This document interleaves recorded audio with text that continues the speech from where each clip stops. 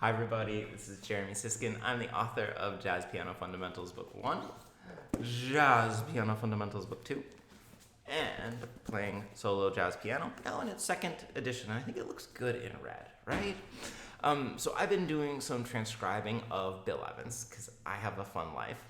And I came up with a little exercise that I think is indicative of Bill Evans' playing, has helped me sound a little bit more like Bill Evans, capture some of that magic, and find some things of my own. So I wanted to share it with you, and there's a lot of kind of possibilities to be really creative within this exercise. So I guess let's start with the basics. One of the things that Bill Evans does a lot is play seventh chords. And I don't mean necessarily that he, so I'm talking melodically when he's improvising. Let's take the chord of F minor, the first chord of All the Things You Are. So I don't mean necessarily that he plays just, a simple, although sometimes he does, right? Just the 7, 5, 3, 1. But he plays a lot of just different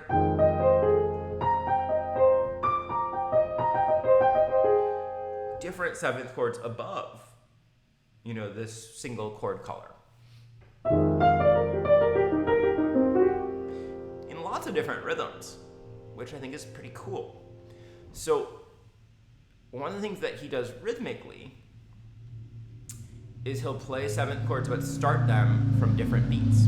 Oh cool, motorcycles are going by. That's really good for YouTube videos, I think, right? That's always suggested. So I want to show you, a very basic exercise for playing these seventh chords on different beats, and then we'll talk about how to do it more musically. Okay, so here's the basic exercise. I'm in A flat major because, again, I'm thinking about All the Things You Are. But, of course, you could do this in any key. And first thing to do would be practicing just going down in diatonic seventh chords. And I'm starting right on beat 1. And since there are 4 eighth notes, they'll be just consistently on beat 1 and beat 3. So.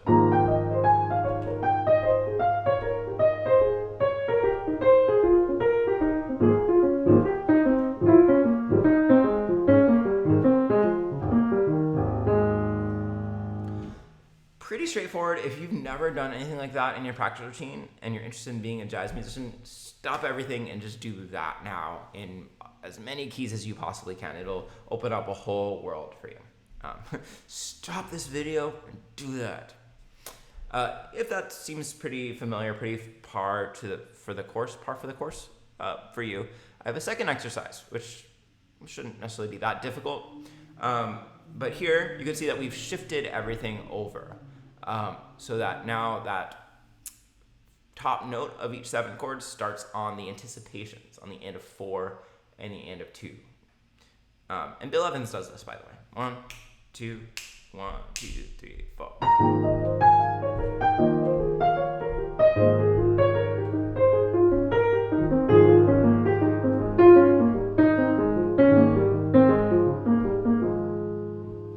A little bit more fun, a little bit more funky.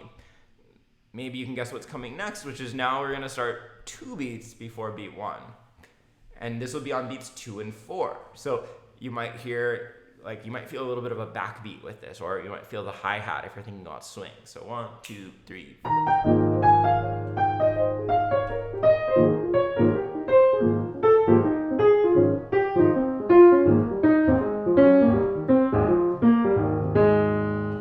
I'm playing the Charleston along with this in the left hand, just to give you a sense of where beat 1 is in case you're losing track, which is easy to do. And then lastly, and I really like this one, putting the highest note on the delay from the strong beat, on the and of 1 and the and of 3, right? If the strong beats are beats 1 and 3, then we'll just shift it an eighth note back. So 1, 2, 3.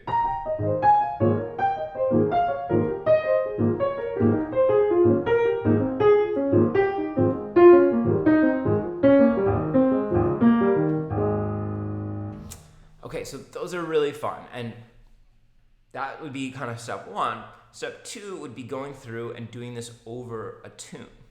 And there's a lot of room for creativity as you're doing this in a tune. So for example, let's go to All the Things You Are. Sorry, I should have been preparing with this. I'm a real amateur.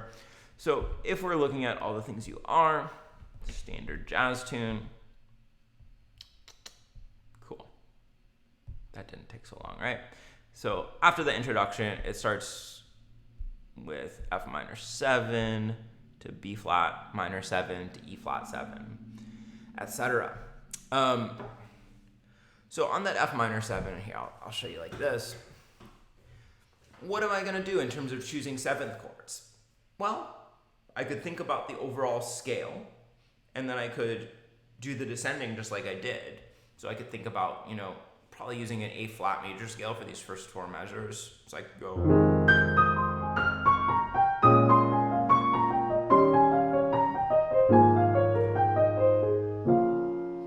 Sounds pretty good, right? It's exactly like I did it in my exercise. Or what else could I do? Maybe I could do kind of two different versions of F minor with different upper extensions. So maybe I could do like, right, that's 9, 7, 5, 3, and then just leaping a third up, starting on the 11th now. Do the same thing, maybe I'm gonna start on the 7th.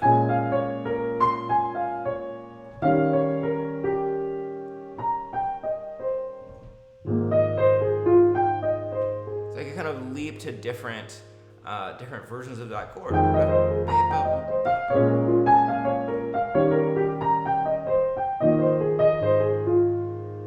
That gets kind of interesting. It's a very Bill Evans sound, by the way.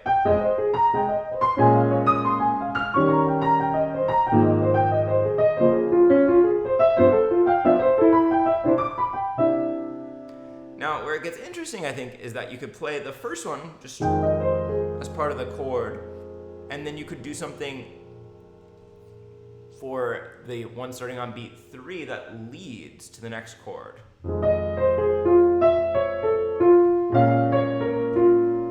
Pretty interesting, right?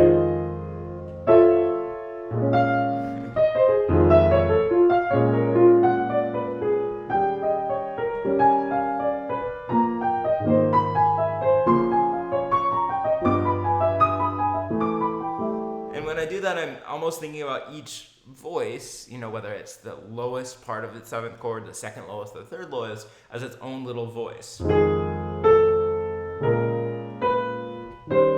So that kind of gets me this mixture of results where I might have notes that are tense or outside of the chords. So, where it gets fun is I want to try all 4 different rhythmic spots. So let me do a demonstration. I'll do 16 bars starting on beats 1 and 3, just like the very first exercise. So 1, 2, 3, 4.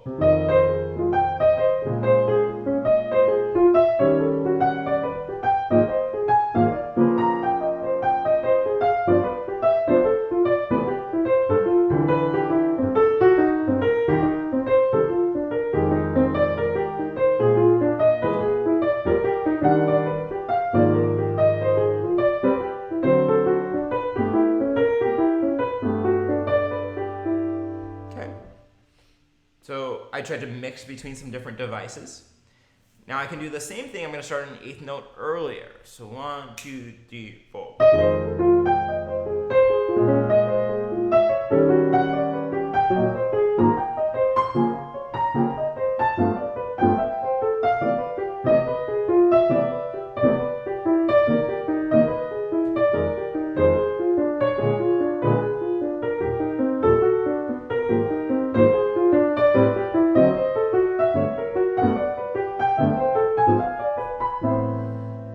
Something like that. Same thing starting on beat 2. Now, it gets more interesting because now 2 of the notes are going to be in one measure on one chord, and 2 of the notes are going to be on another measure. So you kind of have to be thinking ahead and a little bit strategic. We'll see how it goes. 1, 2, 1, 2, 3.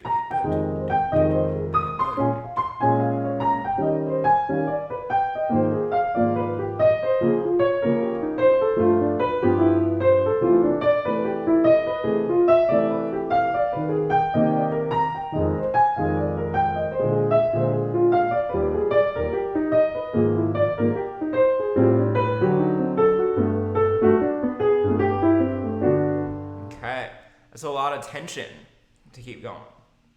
And then lastly, this one where you get the accents on the end of 1 and end of 3. So I'm going to start on the end of 3. So 1, 2, 3.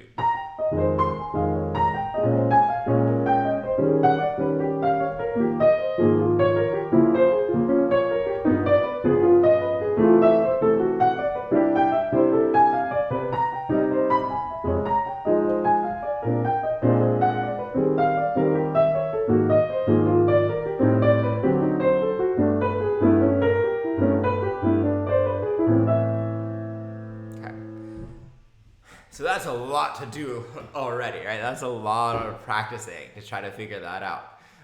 But the last step, which just to me is like really fun to try, is, and Bill Evans does this as well, is mixing up rhythms in different ways. So the top rhythm here is something really kind of tricky but fun and directly stolen from Bill Evans, that if he's in a 4/4 meter, he'll sometimes do triplets, for instance. So 1, 2, 3, 4, 1, 2, 3, 4, 1, 2, 3, 4, 1, 2, 3. Right? Or what I didn't necessarily write, but I should have, he might do 4 tuplets. So, you know, that's going to make it even with the beat, but not with the bar. So, do, do, do. That's a 4 tuplet. That would be worth 3 beats. I don't really know how to write this because it goes over the bar line. I'm sure there's a more appropriate way. So ba ba ba ba ba ba ba ba ba ba ba. So it's completely even to 3 beats, but of course, chords in the measure are worth 4 beats. What?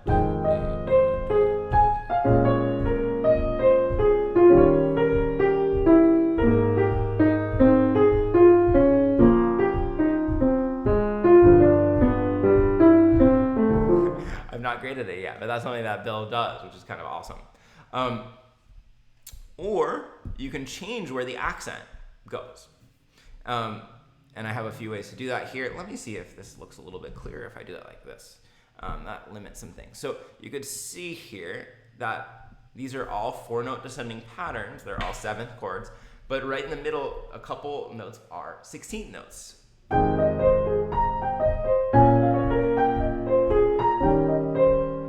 And so now my accent shifts from 1 and 3 to the end of 4 and end of 2. 1, 2, 3, 4. 1, 2, 3, 4. This is part of the way that Bill creates that feeling of spaciness, like, you know, you don't know where you are in the bar.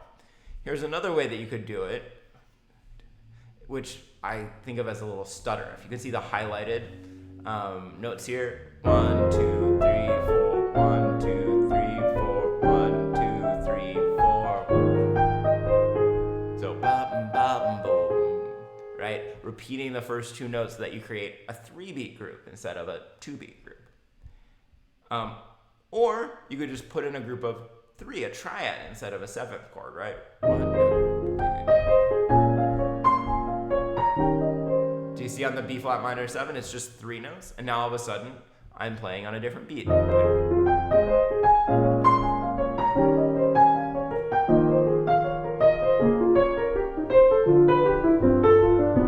Right. And then, you know, the loss device I have here is certainly not the only thing that he does, but you can also put an enclosure, and this is something that he does in the solo I transcribed of All the Things You Are. You can see the second measure on beat 3, he's enclosing the next note. And so that, again, is going to set you off by a beat.